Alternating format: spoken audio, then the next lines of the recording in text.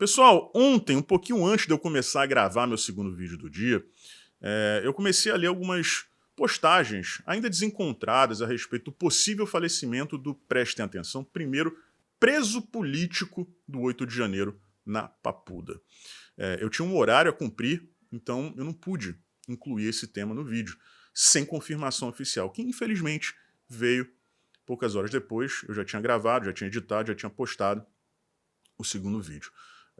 O Clériston, um pai de família, o que me tocou demais foi que a confirmação veio justamente com uma foto dele, do Clezão, com a sua esposa e com suas duas filhas. Uma família linda, uma esposa viúva e duas filhas jovens, órfãs, que foram privadas da figura paterna graças a uma série de ilegalidades, irresponsabilidades e maldades cometidas não só com ele, Clériston, mas também com várias outras pessoas. Tá?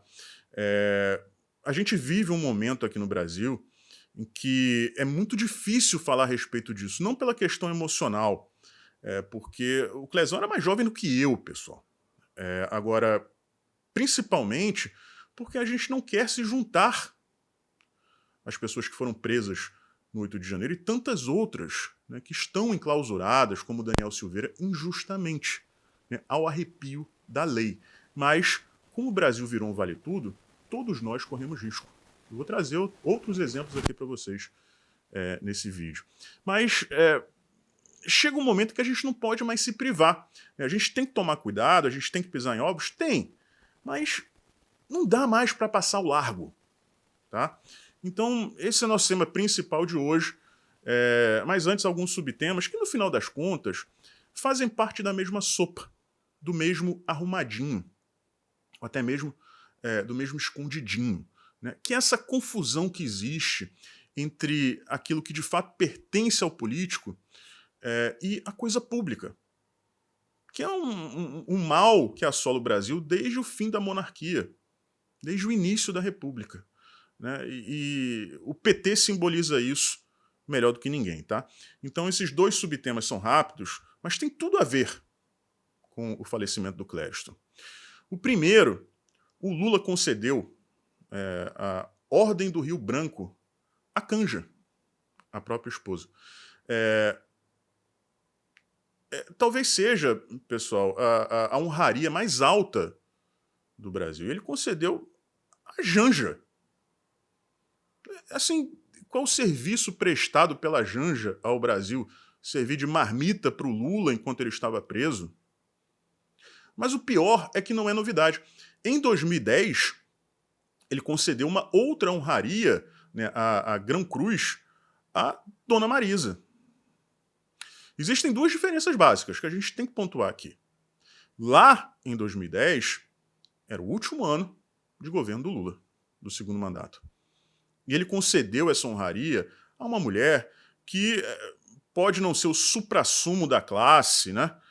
Mas não fazia o Brasil passar vergonha. Conseguia entrar e sair de qualquer lugar inteira. Não é o caso da atual primeira-dama, que, pasmem, recebe uma honraria maior e no primeiro ano do terceiro mandato do Lula, né? De um novo governo. Não existe na cabeça do Lula, na cabeça do PT, essa diferenciação. O que é meu, né? O que é do Estado, o que é do povo, o que é pessoal e o que é público. Ele trata o governo como se fosse um puxadinho, uma extensão da casa dele. Isso a gente vê nas nomeações, a gente vê no aparelhamento da máquina pública, a gente vê até nas condecorações. Também foi agraciada a esposa do Geraldo Alckmin. Assim como foi agraciada lá em 2010 a esposa de José Alencar, que era o vice-presidente dele na época. É vergonhoso isso aí. O segundo subtema, o meu amigo pessoal, Gustavo Gaia, ele foi denunciado pela PGR por suposto racismo e injúria contra o Lula por ter chamado o Lula de bandido. A subprocuradora, né, Ana Borges, que assumiu há pouco tempo, ela fez falta durante o governo de Jair Bolsonaro, porque durante 4 anos xingaram o ex-presidente de coisa infinitamente pior. E nada aconteceu com essas pessoas. Eu acho que se ela estivesse no governo Jair Bolsonaro, metade da esquerda, né, no Congresso teria sido caçada e teria sido presa. Sarcasmo incluído, tá, pessoal? A gente sabe que isso nunca iria acontecer, porque com a esquerda isso não acontece. O Gustavo, ele não foi racista. Eu não estou falando isso por ele ser meu amigo.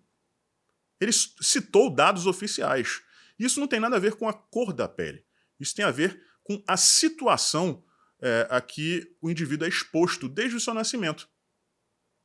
Ou alguém duvida que uma criança que seja criada na África, ela vai ter as mesmas condições, vai ter a mesma alimentação, vai ter o mesmo estudo, vai ter a mesma atenção do Estado que vai ter uma criança nascida na Suécia, por exemplo. Não vai. Se você pega a mesma criança, mesmíssima criança, e a cria no interior da África, né, e numa realidade paralela a cria na Suécia, o QI dessa criança vai ser mais alto na Suécia. Não está só no DNA da criança isso aí. O desenvolvimento da pessoa como ser humano, né, na sociedade faz diferença no cálculo do QI. E a pessoa que disser que o ambiente em que o indivíduo é criado, cresce, socializa, não faz diferença, essa pessoa sim é uma negacionista. Então, o que o Gustavo fez foi uma constatação baseada em dados científicos. E chamar o Lula de bandido, uma pessoa que foi condenada por unanimidade em 3 instâncias, eu acredito que seja apenas falar a verdade. Mas a doutora Ana Borges parece estar em uma cruzada, né? Ela que pouquíssimo tempo atrás também fez a mesma coisa com o Zé Trovão, que eu não conheço pessoalmente, não tenho amizade como eu tenho com o Gustavo, que é um cara que eu coloco minha mão no fogo por ele em relação a caráter, a hombridade. Eu tenho certeza que nunca passou pela cabeça do Gustavo fazer uma afirmação racista, né? E mesmo que a pessoa tenha má vontade, né, não tem essa amizade com ele e tem uma má vontade na hora de interpretar, não tem como você distorcer aquilo ali, mas é assim que funciona. O Zé Trovão eu já não conheço, não posso falar por ele. Agora, também extrapola. Ameaçar o Lula. Gente, é o famosíssimo crime impossível, não tem como ele fazer nada, mas é aquilo. O Zé Trovão é tido como direita, então Ana Borges, subprocuradora mesma do caso do Gustavo Gaia, né, resolveu fazer justiça, né? É assim que eles gostam de falar, para defender a democracia. Ela que também não aceitou o pedido de defesa do Cajuru, né, que acusou o Gilmar Mendes de vender sentenças. E aí você faz uma breve pesquisa e vê, né, que a Ana Borges tem algumas relações pessoais com o Gilmar Mendes. E aí você vai percebendo que, né, são poucas as pessoas que realmente detêm o poder em Brasília, independente de quem está no Palácio do Planalto ou no Congresso Nacional. Tá? Então, lamentável.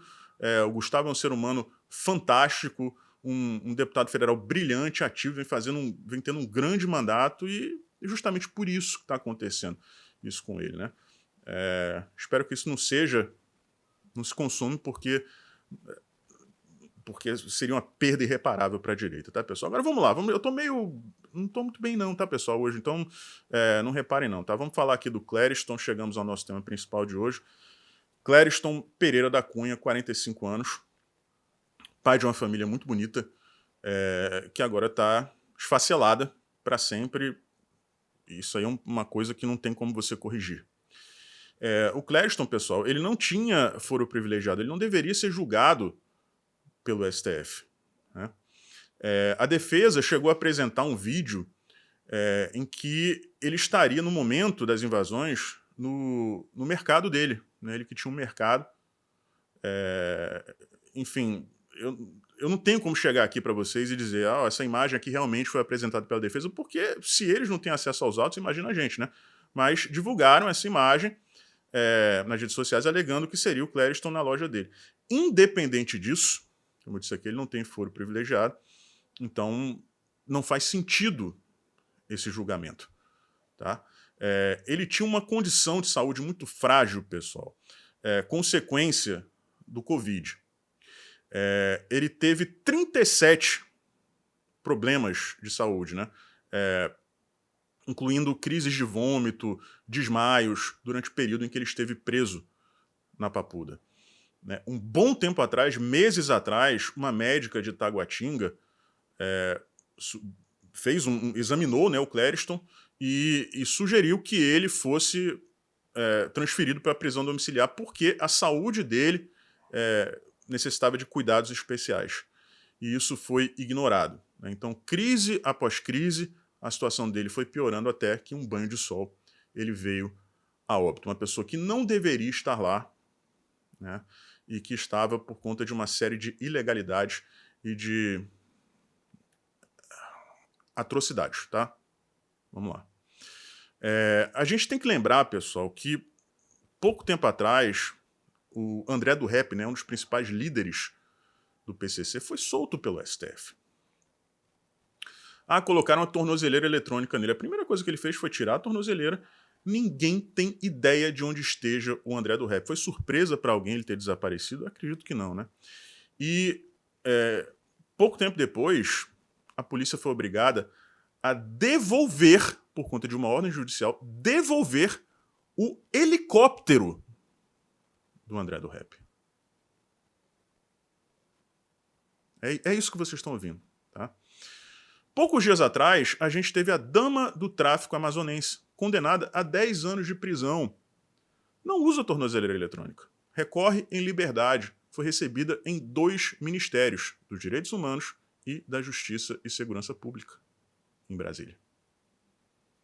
Uma traficante do Comando Vermelho, condenada a 10 anos.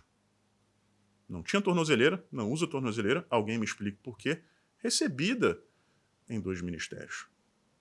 Agora, mais recentemente, aqui no Rio de Janeiro, a gente teve o caso de um bandido que foi preso na sexta-feira por um assalto, teve audiência de custódia, foi solto após a audiência de custódia e poucas horas depois estava assassinando um jovem inocente que tinha vindo ao Rio de Janeiro para assistir ao show da Taylor Swift.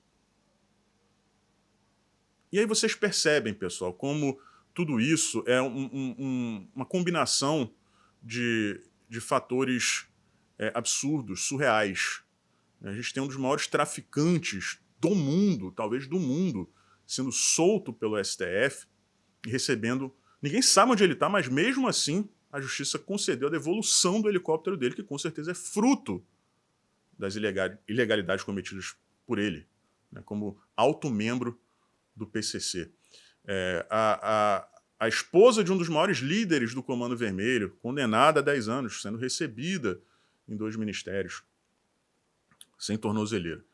Este bandido que deveria estar preso, solto, assassinando um inocente. E o Clériston não teve direito a absolutamente nada disso. Era uma prisão preventiva contra alguém que não oferecia risco à sociedade, com problemas de saúde. Um atestado médico expondo isso. Então, o Clériston, ele não morreu. O Clériston, ele foi assassinado. Assassinado. Quem são os responsáveis? Um deles é óbvio, pessoal. Eu não vou falar, justamente porque eu não quero passar pela mesma coisa que o Clériston passou. Mas eu tenho certeza que eu não preciso falar. Rosa Weber, ex-ministra do STF, foi a Papuda e disse que estava tudo lindo. Obrigou presos a baterem palmas para outra pessoa, que vocês sabem quem é. Isso é tortura, pessoal. Isso é tortura psicológica. O Exército enganou perfídia, enganou estas pessoas. As colocou dentro de ônibus e as levou para a Polícia Federal para serem presas. Ninguém sabia que estava indo para a Polícia Federal. Não existe confirmação, como eu disse, existe supostamente um vídeo que mostra o Clezão no negócio dele, no trabalho dele, mas caso esse vídeo não seja verdadeiro, ele, com absoluta certeza, foi uma dessas pessoas enganadas pelo Exército. Ele foi colocado dentro de um ônibus e levado para ser preso. Então a gente tem o Exército nessa equação também. A gente tem o Rodrigo Pacheco, que é o presidente do Senado, que vem repetidamente ignorando os crimes cometidos pela parcela mais poderosa desse país. O sangue do Clériston está nas mãos do Rodrigo Pacheco também. Assim como da maioria do Senado, que nunca trabalhou no sentido de reequilibrar os poderes. Este homem, pessoal, ele não é questão dele virar um mártir, não. A gente não quer que o Clériston seja glorificado, santificado, nem nada disso, não. Ele é um homem comum. Ele é um trabalhador, um pai de família, honesto, que enquanto preso estava doente, correndo risco de vida. Ele é uma vítima de um sistema do aparelhamento da estrutura pública. E assim como nos 2 primeiros casos que eu trouxe para vocês, das honrarias concedidas às primeiras damas do Lula, né, e também aos ataques ideológicos sofridos pelo Gustavo Gaia, Zé Trovão, isso aí é o exemplo clássico do Estado sendo usado para vendetas pessoais, para objetivos pessoais. E é justamente isso, pessoal, que faz a política ser tão podre. E essas pessoas, todos os dias, vocês veem ela dando declarações falando em democracia, Estado democrático de direito. Pior que eu tenho certeza que nenhuma delas está lamentando o assassinato do Clériston. Já vi muita gente aí nas redes sociais dizendo que se ele estivesse em casa quieto, nada disso teria acontecido. É aquilo, né, pessoal? Um dia essas pessoas vão prestar contas com Deus. A Deus. E aí, desse aí não tem escapatória. Então fica aqui meu lamento profundo pelo que está acontecendo com o Brasil. É um momento muito difícil. Espero que essa ação contra o Gustavo não vá para frente, né, que algo aconteça, um milagre aconteça até lá. Até porque isso não é nem questão do Gustavo ser cassado ou não, pagar uma multa de 1 milhão ou não, ser preso ou não. É o fim do Brasil, realmente. Não por causa do Gustavo, mas é pelo conjunto da obra, né, do que está acontecendo. Então ficam aqui minhas homenagens ao Clezão, à esposa dele, às 2 filhas. O meu canal está à disposição de vocês, minhas redes sociais, se vocês quiserem dar alguma declaração. Enfim, que Deus dê forças a vocês, né, e que receba o Clériston com o carinho que ele merece. Tá? Vocês com certeza vão ser felizes novamente. Eu sei que um pedaço importante de vocês foi arrancado de maneira vil, mas é isso, tá? Um forte abraço e a gente se vê por aí.